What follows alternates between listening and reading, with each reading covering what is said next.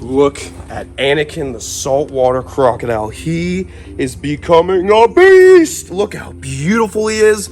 Confirmed male saltwater crocodile. We're gonna unbox one of the most venomous snakes on the planet, in the top 10 most potent venomous snakes on the planet. An amazing creature that we've got to highlight on this show that we've never highlighted in captivity in my collection. We've only found them in the wild.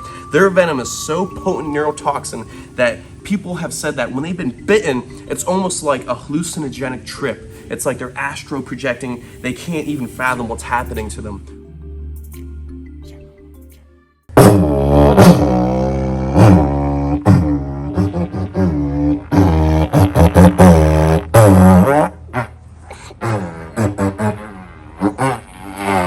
What is going on, my beautiful mates out there?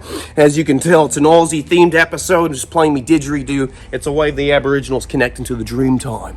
Maybe not like that. Anyways, beautiful people, we're gonna be checking out some badass Australian wildlife today because we're gonna do an unboxing near the end of the episode. We're gonna unbox one of the most venomous snakes on the planet, in the top 10 most potent venomous snakes on the planet, gifted to me by a good friend. We'll shout him out later, but first, let's check out the gorgeous Anakin the saltwater crocodile. He is turning into a beast. I can't stop giving updates on him because he's just so beautiful. Oh, there he is. See him? Look how gold he is. He is such a beautiful saltwater crocodile. Let me just get, this is gonna be a little dangerous. I'm gonna have to get into the habitat of the saltwater croc. They're very territorial. Good thing I have a spotter. Root's my spotter today. Thank you. All right, Root, you got my back, right? I got your back. Okay. Gently reach in here and grab this croc without getting bitten. If you guys don't remember, I took a whack off my American croc recently. Not a good bite. Very dangerous. All right, let's get him. Oh, got him. Ooh. Look at Anakin the saltwater crocodile. He is becoming a beast. Look how beautiful he is. Confirmed male saltwater crocodile, Crocodylus porosus, known man-eater throughout Southeast Asia and the top end of Australia. It's not their fault. They're just designed to take down anything that fits in those jaws. Alligators, they're really just designed to eat things that fit in the jaws. They can crush down small food items. But crocs, like a saltwater croc, those narrow-shaped jaws, those over-meshing teeth, and that incredible jaw force allows them to rip pieces off a large food item, making them the most dangerous reptile on the planet because they see everything as a food source. Doesn't matter if it doesn't fit in their mouth. Even something as big as a water buffalo, an invasive water buffalo in Australia, they'll try and take down. There's actually documentation on tours in the Northern Australia area, the Northern Territory, where they've seen big saltwater crocodiles grabbing the back end of nearly 1,000-pound water buffalo. That's insane for a crocodile to be able to take down something as big as a buffalo that can literally trample you and break all your bones. That just shows you that these guys are the true dinosaurs. They're the apex predators of the planet. And not just that, he's got a little friend. Don't forget, we have another saltwater crocodile named Padme, who's a little female. Let me get her right now. Let me just reach inside here. Oh, Padme. Oh, Padme, not my nipple. Wait a second. Oh, okay. Nice and easy. Oh, my nipple. Ah! There we go. We got Padme, the little female saltwater crocodile. Whoa, don't go anywhere. I got one hand. Nope, not the nipple. Look at that. Beautiful. So we have our male saltwater crocodile. He's a beast, about 23 inches long. And of course, Padme, the female saltwater crocodile, a little bit younger. She is being a beast as well. She's taking down shrimp, taking down pellets, rats, everything. She's becoming a little beast. They're both doing fantastic, and I can't wait to see these crocodiles grow up. They actually might be related, so because of that, we're gonna have to find them different bloodlines to pair up with. So he'll have to get a new girlfriend. Padme will have to find a new boyfriend, but we won't have to worry about that for about 6 to 8 years until they're sexually mature, right? He's ready to go, about to give me a little mustache trim. Oh my goodness. I am so proud to be able to say that I own 2 saltwater crocodiles. It's been a dream since I was a little boy watching Crocodile Hunter on TV to own my own crocodiles. So I started to grow up. I started to go out and volunteer wrestling gators on the Indian reservation, working with crocodiles from around the world. And as I got older and older, got more and more experience, I eventually got my permits so I could legally own them here in Florida and do an educational display, educate the public, and try to conserve these amazing species of crocodilian. Look how beautiful the crocs are. I mean, the golds on these crocodiles are amazing. When he gets older, when she gets older, they're probably gonna be the most beautiful saltwater crocodiles out there. They're not some type of morph, they're not anything like that. They're just a naturally beautiful blonde looking locality of saltwater crocodile. And as soon as we put both of them in their own white tubs, they'll pop even more as they adapt. And we'll do a little update on the crocodile experiment where we're changing the colors of these crocs by changing their environment by painting the tubs white. We're gonna do an update in about a month or so after some real change that you can noticeably see. All right, guys, enough croc time. It's time to go check out one of the world's deadliest snakes and the top 10 deadliest venomous snakes on our planet.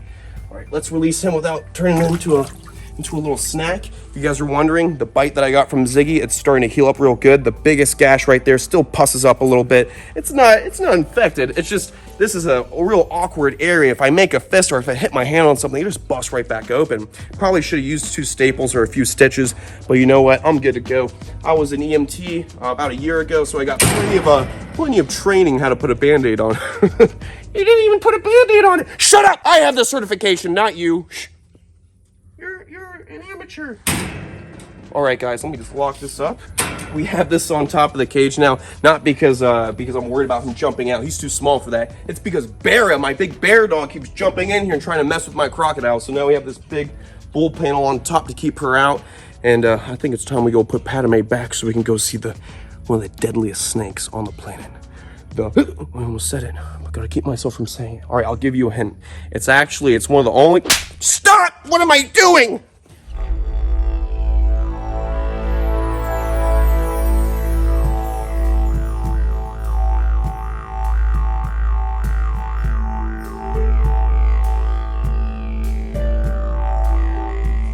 All right, beautiful people, as you can tell, it's all Aussie. We got Lacey, the lace monitor. We got our beautiful Finita, the fly river turtle found in northern Australia. And of course, the lace monitor found on the east coast of Australia. And this species is so common, it's found all over the east coast and parts of the central Australian area. It's got a bunch of different beautiful locality colors, just like the lace monitors. But this snake has got something the lace monitor doesn't. A deadly neurotoxic venom. Doesn't mean it's an evil animal, doesn't mean any of that. It's just an amazing creature that we've got to highlight on this show that we've never highlighted in captivity in my collection. We've only found them in the wild. Look at this, guys. We finally got an Australian death adder. Yes, the Australian death adder is in the top 10 most venomous snakes on the planet. In Australia, they are one of their most deadly. Of course, a lot of the snakes in Australia are very potent. The deadliest are found out there, but this is one of the more laid-back species of venomous reptile that they've got. Not gonna let that laid-back characteristic fool me, because not just is it a laid-back snake, but when it's ready to feed, or if it's really defensive, this snake is the fastest striking snake on the planet. This is the common death adder. The death adder has an extremely potent neurotoxic venom that allows it to take down prey quickly so it can't lose them in the desert canyons and whatnot. They can be on rocky outcrops where if they bite something and it doesn't die right away, it's gonna fall in between a bunch of rocks, they lose their prey item, and that was a wasted amount of venom where they lose their prey and they lose potential food source for energy.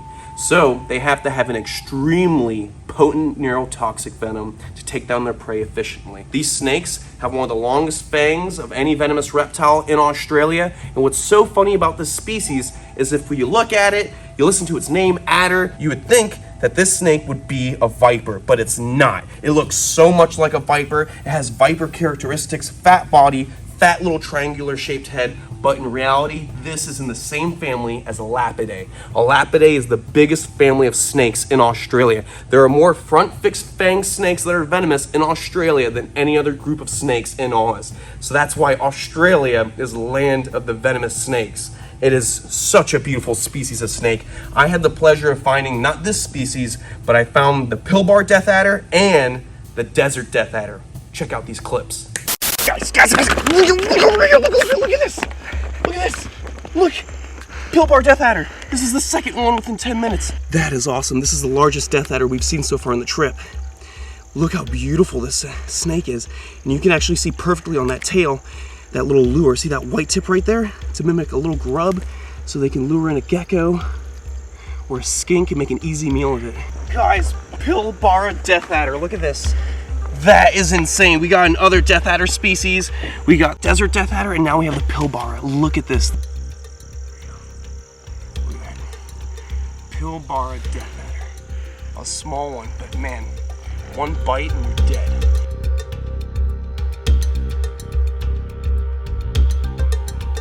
For me to be able to be here in Australia and actually find one of these in the wild, see how they live, learn about them is amazing, because I can take that back home. So in the future, when I do work with more Death Adders, I can apply that in captivity.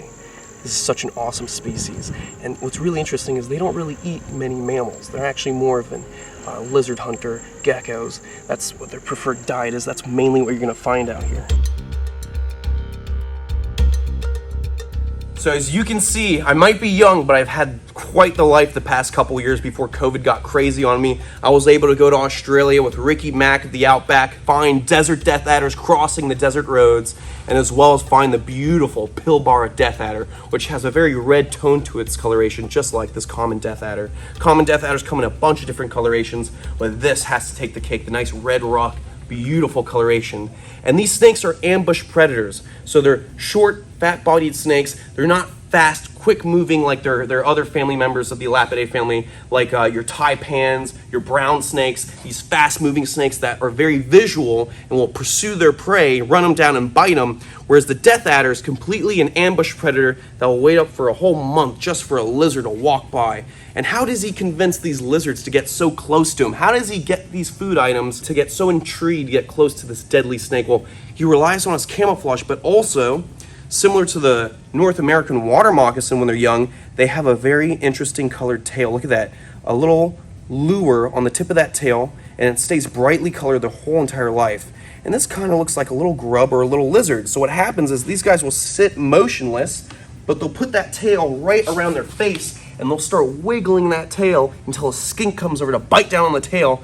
And then, of course, this snake's gonna bite down on that lizard, injecting it with one of the deadliest venoms on our planet. Their venom is so potent neurotoxin that people have said that when they've been bitten, it's almost like a hallucinogenic trip. It's like they're astro projecting. They can't even fathom what's happening to them. But, of course, it's not for fun. They need to get anti-venom. They need to make sure that they get out of that trip real fast, because that's going to be the last thing you experience before this venom overpowers your body and shuts down your major organs. Neurotoxic venom basically takes these little blockades, they go in between your neuron receptors, and they block the neurological signal, the electrical signal going throughout your body, telling your body how to function and work. So they throw that venom in between those little spaces where the electrical signal is sent, blocks it, and then you cease to work. Your body functions cease to work, and eventually you'll need to get a respirator to breathe for you, because your lungs shut down as a major function. They will literally shut your body down completely. And look what he's doing right now. You see how he's coiled up nice and pretty? He's put his tail right by his face. That's exactly how they would hunt out in the wild. Now, of course, we got him in a plain little box right here with some paper towel to keep it nice and clean, keep an eye on him. But as soon as we get this place figured out, we got it all settled with the exhibits and whatnot, he's gonna get a beautiful, naturalistic, rocky outcrop setting. It's gonna look like you're peeking into a little spot of the outback. Not everyone has the pleasure of traveling the world. I was very fortunate before COVID to actually travel outside of America and go experience Death Adders in their natural habitat. So when this place is finished, I want to give the ability to people to actually see these animals in a naturalistic setting here in America, so they don't have to travel across the whole planet, because not everyone has the opportunity to do that. Not everyone is financially capable. So why not give everyone the opportunity to see these beautiful animals up close and personal? It is such a pleasure to have a Death Adder in my collection from Australia, which is very difficult to get. The only way to really get these guys is if they're already outside of Australia, being bred in America or in Europe. This is from a European bloodline, and this animal was given to me by Paul Miller. Big shout out. Here's his Instagram at the bottom. He's a legend. He just came by and gave this snake to me as a gift. Nice little housewarming gift, and I can't thank him enough. Thank you so much, Paul Miller, for the Death Adder. This little guy is a beauty, and you know what? I think we're gonna name this Death Adder Paul. Yeah, that's a good name. We'll name this Death Adder Paul. Paul the Death Adder. Look at that. If you look real close, notice you don't see any heat pits. Like I said, this is not a viper. It's in the same family as the taipans and the brown snake. So it's a front fixed-fanged elapid. It has one of the longest pairs of fangs of any of the elapids in Australia, or probably the longest fangs of all the elapids, but it is not a viper. Look at that. So much like a viper. Even has the name adder, similar to like a puff adder, or any of your adder species that you get in like Africa. But no, this is an Elapidae family member, which makes it one of the most deadly snakes on the planet, because the Elapidae family, all they have is neurotoxic venom, which is the most fast-acting and most powerful venom on the planet. Look at that beautiful face. The common death adder, look at that. And they're very laid back. Notice this snake is not striking at me. This snake is not trying to hurt me at all. This snake is just slowly cruising around. The reality of it is, even though it's one of the deadliest snakes on the planet, it wants nothing to do with us. These snakes are ambush predators. They hide away in the rocky outcrops, waiting up to a month for a lizard to walk by. They are not designed to eat people. They're not designed to waste their venom on us. The only way you get bit by something like this is if you go out of your way to mess with these snakes. So that's the key. Leave these snakes alone and watch where you step when you're walking around the outback. I hope you guys are excited. Finally, common death adder from Australia here at the Serpentarium. Like I said, we are cutting back on having a whole bunch of snakes in here, because I have plenty of certain species that are like basically doubling up, and I don't need multiple monocled cobras. I don't need multiple gaboon vipers. I'm trying to breed the endangered species, have them out here, breeding them for insurance colonies, and any other species that aren't being bred are educational ambassadors to make people fall in love with those animals from around the world. So we're definitely gonna have this death adder on display. We're gonna be getting coastal and inland taipans from Australia, because those are the deadliest land snakes on the planet. Gotta have them on display. And of course, we wanna breed things like Chinese king cobras, Mangsheng vipers, which are threatened, so we wanna preserve them in captivity. Guys, I am so excited. I hope you guys are excited. I hope all my Aussie fans out there are excited about this little ripper, because I am too. What about you, Lacey? Are you excited? I am so excited. The future is awesome. Future is bright. I love my life. I hope you guys are having a wonderful day, because today's been a blast for me. Thank you so much, Paul Miller, for the beautiful snake. We'll put his Instagram right here again, so you guys can go follow him on Instagram, go support him. If you guys want to get your own types of reptiles, he gets really cool monitors and non-venomous. You can hit him up. And if you are a licensed venomous keeper, he does sell venomous reptiles. So I will see you guys on the next one. Stay beautiful, stay safe, and most of all, don't forget to check us out on chandlerswildlife.com, where you can buy your own merch. You can help support us with the big build out by buying merchandise. You can actually even contribute to help to build out this beautiful facility, because we have a lot to do in the Serpentarium. And of course, we have to get fencing, 8-foot chain link fencing for the whole entire 11 acres for our class 1 crocodile license. As soon as that's done, we can get our big crocs over here. So that's gonna be real exciting. I can't wait for one day I'll be able to ride Anakin and say, "Screw!" as I ride him into the pond. All right, guys, I'll see you on the next one. Stay beautiful, stay safe, and most of all, follow your dreams. Stay passionate about what you love, because remember, at the end of the day, money doesn't matter. What really matters is doing what you love, so you don't even have to work a day in your life. I'll see you on the next one.